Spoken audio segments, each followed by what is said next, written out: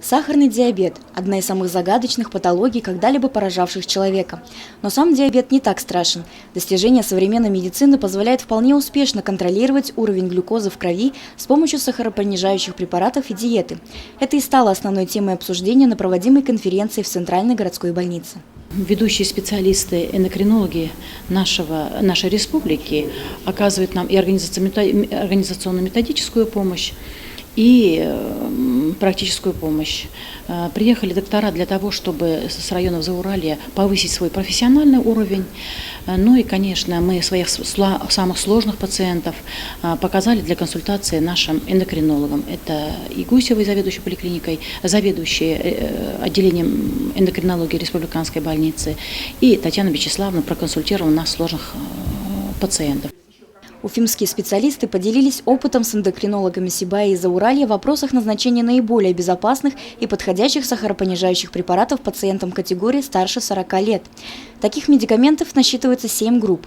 Подход к лечению больным сахарным диабетом должен быть сугубо индивидуальным. Каждому пациенту подходит какой-то определенный препарат с учетом его сопутствующей патологии, отмечают специалисты.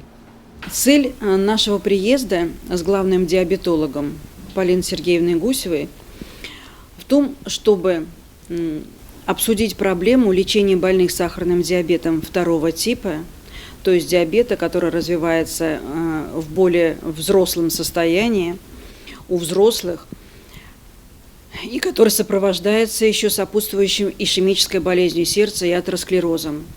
Эта проблема, она волнует диабетологов, врачей во всем мире. Профессоры утверждают, что и самим пациентам необходимо знать факторы риска сахарного диабета. Это люди, у которых имеется повышение артериального давления, холестерина в крови, лица, перенесшие инфаркт или инсульт, а также женщины, родившие ребенка более 4 кг. Все эти вопросы пациенты должны обсуждать со своим участковым терапевтом.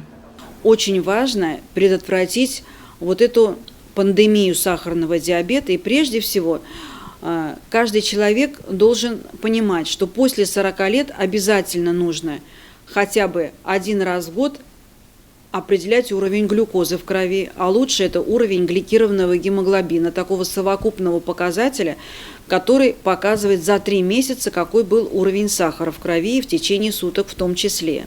Конференции подобного рода необходимы, утверждают врачи. Организаторы надеются, что данные мероприятия станут традиционными и дадут возможность повышения квалификации работников медицины на всех уровнях. Евдокия Титаренко, Алик Кадыров, Гульгина Раскильдина, телекомпания СТВ.